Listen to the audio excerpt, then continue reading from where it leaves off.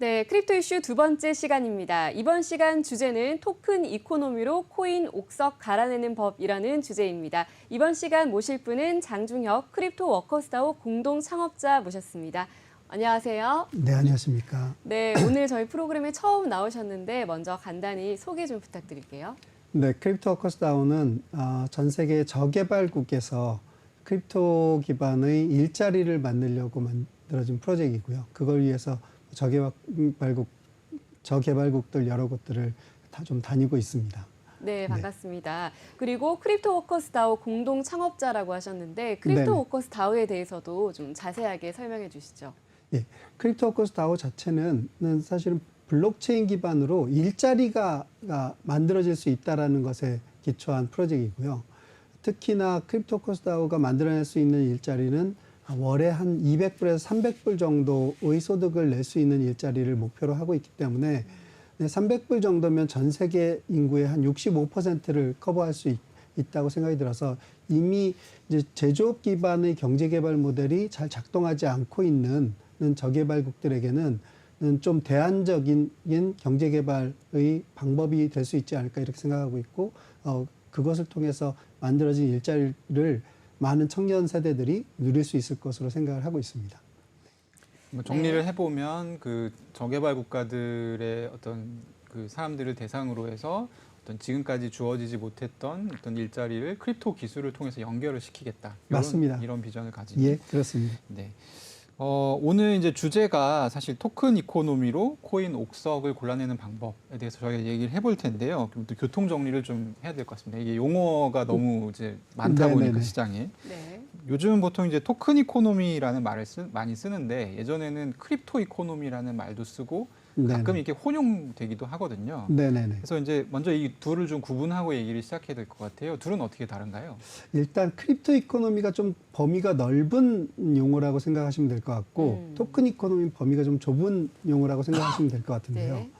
크립토 이코노미는 비유적으로 설명하자면 국가 경제 그러면 정부에서 하는 경제도 있고 가게에서 하는 것도 있고 기업도 하는 그런 국가 전체를 유지하는 거와 관련된 경제 시스템에 대한 얘기라면 네. 이제 기업 경제 그럼 기업 한 곳에서만의 이야기잖아요.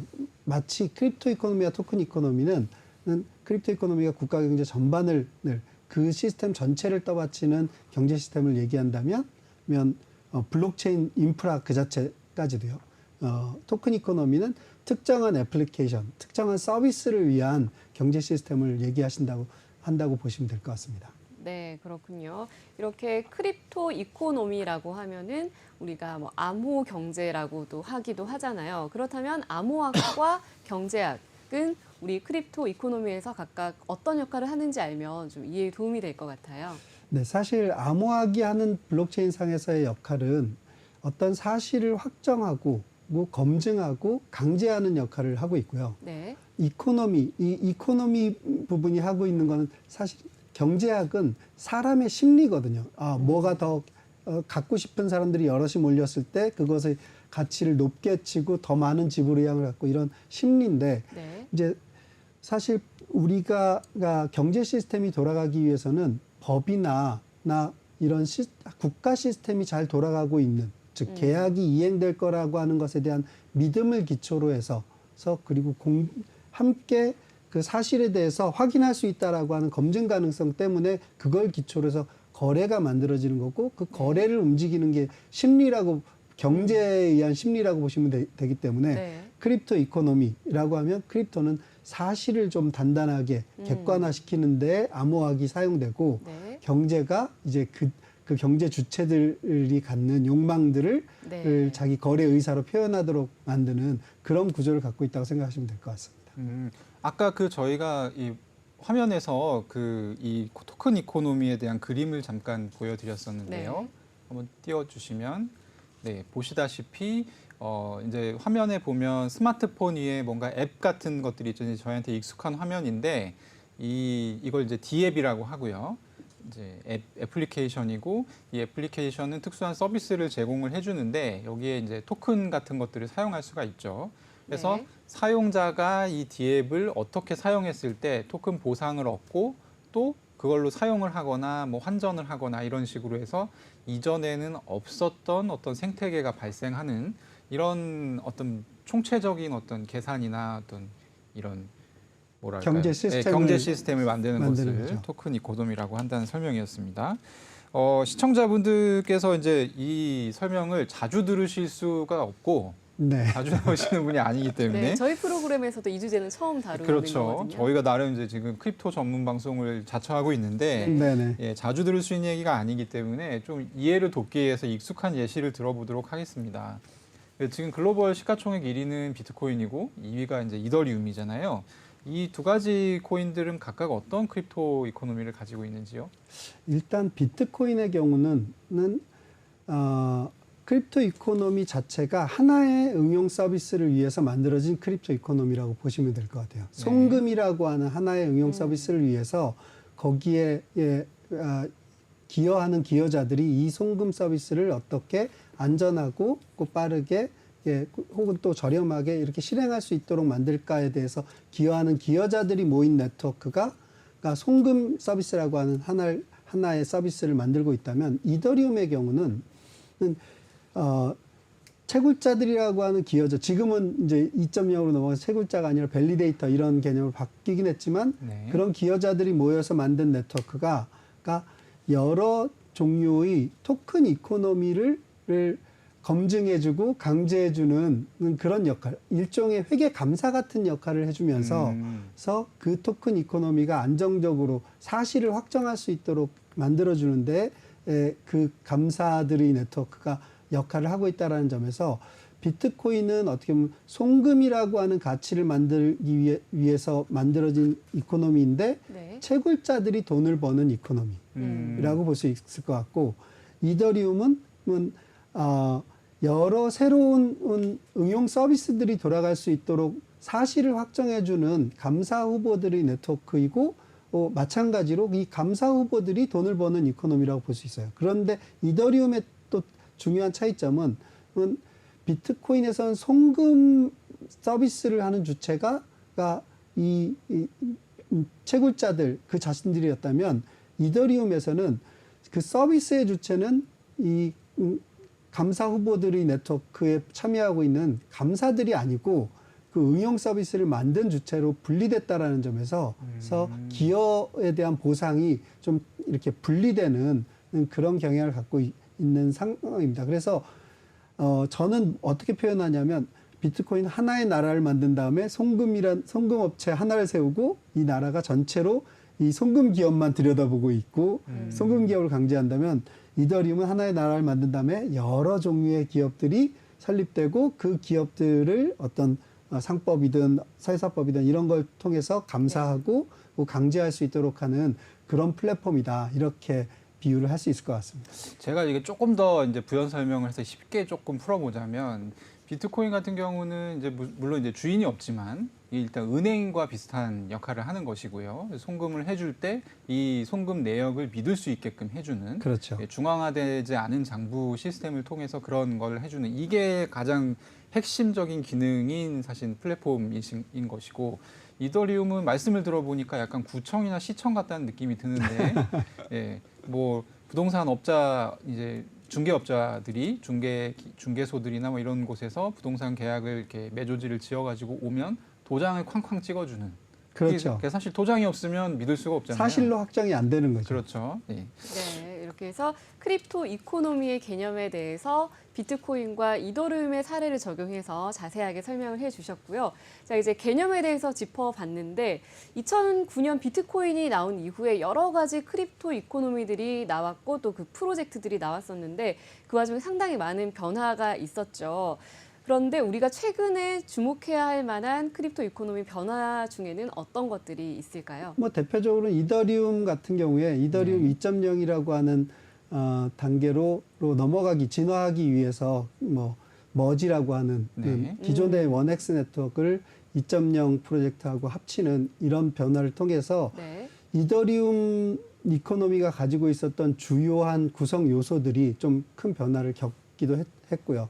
그리고 사실 크립토 이코노미에서 그 2020년 이후에 제일 큰 변화는 D앱들이 아주 종류가 다양하지는 않지만 성공적인 D앱들이 NFT나 디파이 뭐 이런 영역으로 해서 네. D앱들이 성공적인 것들이 나오기 시작했다라는 점이 제일 주목할 만한 변화고 그거는 곧바로 네.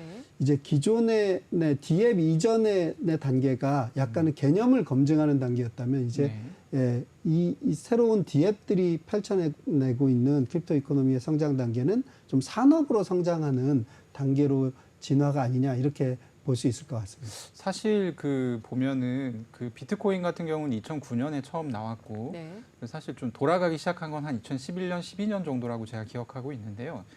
그 뒤에 사실 이제 지금 우리가 사용하는 NFT 같은 개념들이 그때도 도입이 됐었다가 실패했었고, 네네. 디앱 같은 경우는 이제 여러 번 도전을 했었는데 네. 왜 말씀하신 대로 2020년 후에 사실은 좀 이렇게 성공하고 확산이 확 되게 됐던 계기가 뭐였을까요? 여러 가지 이유가 있었을 것 같은데요.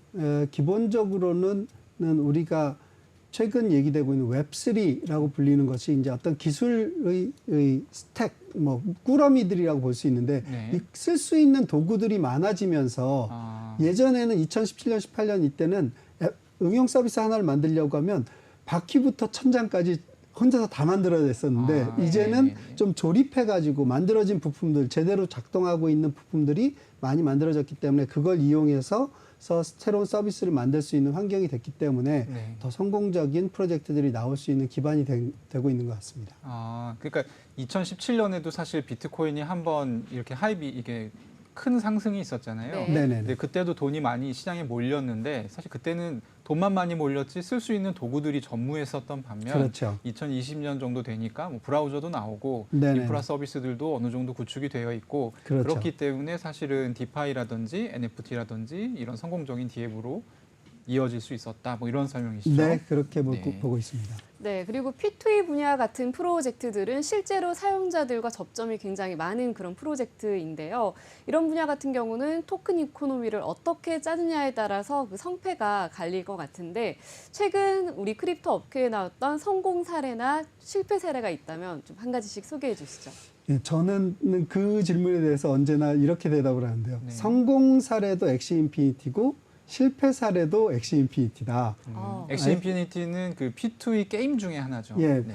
베트남의 스카이 마비스라고 하는 회사에서 만든 게임 플레이 투 원 게임인데요. 네. 이 게임은 정말로 작년 상반기를 뜨겁게 달구면서 네. 플레이 투 원으로 이 세상 게임이 다 넘어갈 것 같은 분위기를 만들기도 했고 실제로 필리핀 같은 경우는 코로나 기간 동안에 관광업이 죽어 있는 상태에서 뭐 누구의 얘기로는 한 200만 명 정도를 2년 동안 먹여 살렸다. 게임 하나가 이렇게 얘기도 되고 이렇게 많은 소득이 발생하니까 필리핀 정부 같은 경우는 엑시 인피니티 게임을 통해서 소득을 벌어들이고 있는 사람들이 왜 세금을 안 내냐?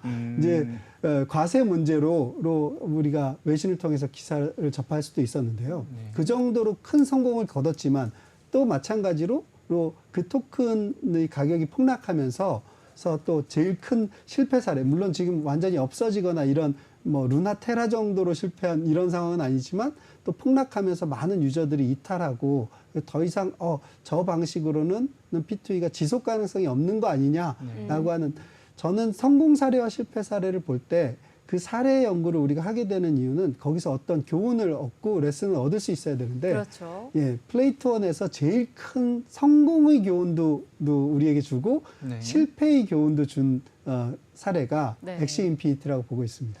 이 엑시 인피니티는 사실 여러 가지 에피소드가 저도 있는데 제가 이제 만난 필리핀 친구에 따르면 그 집은 그 3대가 엑시 인피니티를 한다고 하더라고요. 네네네. 이제 3대가 8시간씩 3교대로 한다. 24시간 이걸 돌리고 있다. 그리고 실제로 굉장히 상당 기간 동안 필리핀 최저임금 시간보다 시간당 수입이 훨씬 높았던 네네네. 그래서 실제로 200만 원을 뭐 먹여 살렸다 이게 좀 과장이 아닌 약간 그런 내용인데 어쨌든 엑시 인피니티가 그런 성공을 거둠에 따라서 사실 그 후속작들이 굉장히 많아졌잖아요. 네네네. 나도 그러면 P2E로 한몫 잡아보겠다 이런 플레이어들이 굉장히 많이 들어왔고 한국에서도 사실 뭐 위메이드라든지 지금 네네. 어떤 넥슨이라든지 그리고 뭐 이제 컴투스, 컴투스라든지 카카오 게임즈 다 뛰어들고 지금 있죠. 뛰어들고 있고 뛰어들지 않았다 하더라도 계획은 가지고 있는 네네네. 약간 이런 상황들인데요. 근데 또 요즘에 보면은 그 엑시 인피니티를 또 실패 사례로 꼽아주시기도 했는데 P2E 게임들이 대부분 좀 맥을 못 추는 상황이잖아요. 네네네. 근데 가장 큰 이유는 이제 토큰 인플레이션을 막지 못해서 그런 경우가 많은데 네네. 이 부분이 사실 저희가 오늘 얘기하는 토큰 이코노미와 굉장히 밀접한 관련이 있는 것 같아요. 맞습니다. 네.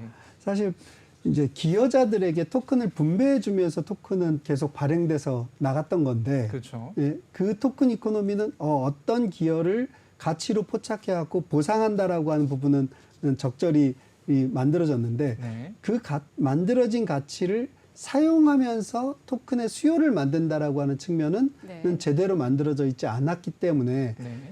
이 게이머가 막 성장하고 토큰의 가격이 올라가고 있는 동안에는 이게 마치 지속 가능한 경제인 것처럼 보였지만 실제로 그게 사용자의 정체가 사용자 증가의 정체가 일어나고 토큰 가격이 일시적으로 어떤 임팩트를 받으면서 가격이 빠지고 나니까 이게 복원력을 갖지 못하는 설계였다는 사실이 드러나면서 이제 지금 많이 추락해서 그래서 더 이상 게이머들이 이걸 해가 8시간씩 해갖고 밥벌이가 안 되는 상황까지 떨어져 나오게 되고 게이머들이 이탈을 한 건데요. 그렇죠.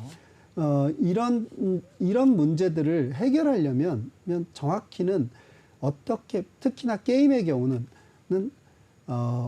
구체적으로 토큰이 발행된 양만큼 만약에 소각된다면 유저가 더 이상 증가하지 않는 상황에서는 토큰이 발행된 만큼 소각될 수 있는 컨텐츠가 있어야 돼요. 네. 그러니까 저는 그걸 이제 소각 컨텐츠라고 부르는데 네. 소각 컨텐츠는 억지로 막 소각하게 만드는 게 아니라 유저가 어떤 경제적인 상태, 이 이코노미 내에 어떤 경제적 상태에 들어갔을 때 유저가 스스로의 선택에 의해서 그 컨텐츠를 소비하면 과발행됐던 토큰들이 많이 소각될 수밖에 없는 그런 구조를 가진 게임 컨텐츠를 그 시기에 공급하면서 이코노미의 균형을 맞출 수 있느냐 없느냐가 제가 보기엔 앞으로도 플레이 투 원 게임을 설계하는 이코노미 설계를 하는데 되게 큰 중요한 포인트가 될 거라고 생각이 들고 지금 국내 게임들도 또 제일 신경 써야 되는 게 이게 어떻게 나눠줄까가 아니라 어떻게 소각할까에 그리고 그걸 유저의 게이머들의 저항감 없이 컨텐츠로 소비를 시키면서 토큰을 소각시킬까가 매우 중요한 설계 요소가 될 것 같습니다. 지금 약간 섹터는 다르지만 보통 이제 레이어 원인 이 이더리움 같은 경우도 그 수수료 소각이라든지 블록 보상 소각이라든지 이런 부분들을 도입했었잖아요. 근데 네. 사실 이제 말씀하셨던 것 중에 유저가 스스로 자기가 가지고 있는 걸 소각하고 뭔가를 얻기 때문에 아마 소각을 하는 맞습니다. 것일 텐데 사실 이걸 만들기가 굉장히 어렵기 때문에 네네네. 유저가 아닌 다른 이제 사이드에서 소각이 이루어지도록 사실 이제 최근에는 많은 그런 설계들이 나오고 있고 그렇죠. 그게 어렵긴 한데 네. 이제 제가 대표적으로 참여했었던 플레이턴 게임 이코노미 설계에서는 데스매치 같은 걸 만들어서 네. NFT 자체를 소각해버리는 그런 근데 왜 NFT 자체를 소각시키느냐 이제 낡은 발행된 지 오래된 NFT여서 네. 아이템이어서 승률도 낮고 이거 갖고 있어봤자 돈을 못 버는 수익성이 떨어지면 이걸 데스매치로 갖고 들어가서 신규의 새로운 더 강력한 아이템을 확률적으로 얻을 수 있는 기회를 제공하는 거죠. 네. 그러면 승부가 나면은 어떤 하나는 소각되니까 이 NFT의 소각은 곧바로 사실 토큰의 소각하고 똑같은 효과를 내거든요. 그러면서 특히나 게임에서는 중요한 점은 새로운 컨텐츠가 공급되고 낡은 컨텐츠가 빠져나가는 그런 메커니즘이 필요한데 네. 이런 데스매치 같은 모드는 분명히 이 토큰의 소각 이코노미적인 효과도 있으면서 네. 컨텐츠가 빠져나가고 새로운 컨텐츠가 진입하는 그런 효과도 낼 수 있는 설계여서 저희가 적극적으로 제가 그 이코노미 설계에 반영을 하고 있습니다. 사실 지금 보면은 리니지나 이런 곳에서 이제 도입을 해서 욕을 많이 먹고 있는 것 중에 강화 시스템이라는 게 있거든요. 네. 그래서 강화를 할수록 그 아이템의 성능이 굉장히 좋아지는데 강화에 실패하면 아이템이 없어지는.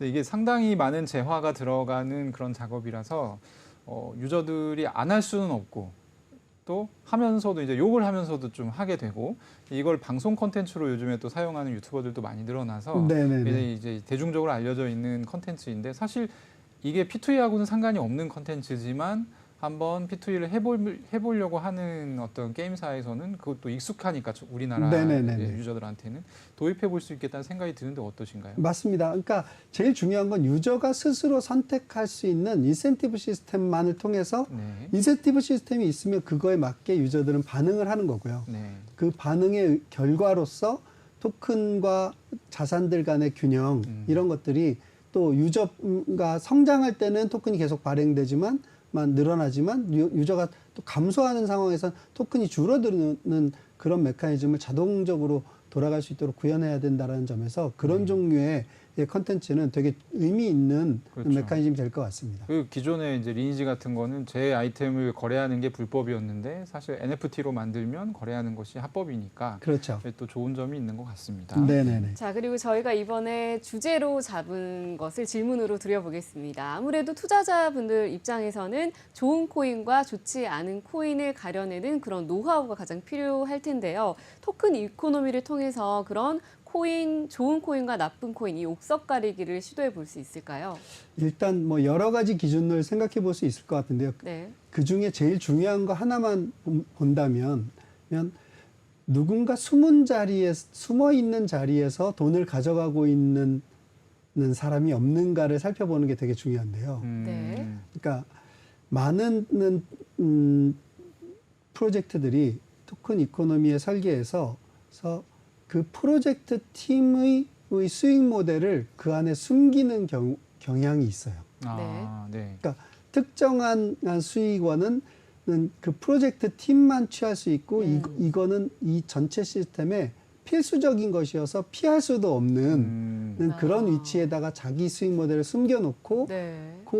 근데 그거는 일부러 숨기려고 한 게 아니라 일반적으로는 기업의 비즈니스 모델을 그대로 토큰 이코노미처럼 만들다 보니까 기업이 수익을 내야 되는 건 당연한 거 아니야? 그렇죠. 그렇게 해서 기업의 BM을 그대로 똑같이 그냥 토큰만 도입해 갖고 만든 경우에는 대부분 이런 모양으로 만들어지게 되고요. 네. 근데 그게 왜 문제인가 하면 기업이 이 한 액터가 그러니까 그게 사실은 그 이코노미의 메인 액터라고 볼 수 있는데 네. 메인 액터가 누구냐라고 하는 것 그리고 그 메인 액터로서 돈을 벌 수 있는 기회가 열려 있어야 그게 좋은 토큰 이코노미라고 볼 수 있는 건데 네. 메인 액터로서의 자리를 프로젝트 팀만 차지할 수 있고 제3자는 들어와서 그 인센티브 시스템에 참여를 아예 못하는 경우에는 그 이코노미는 아주 제한적일 수밖에 없고 신규 진입했던 액터들도 다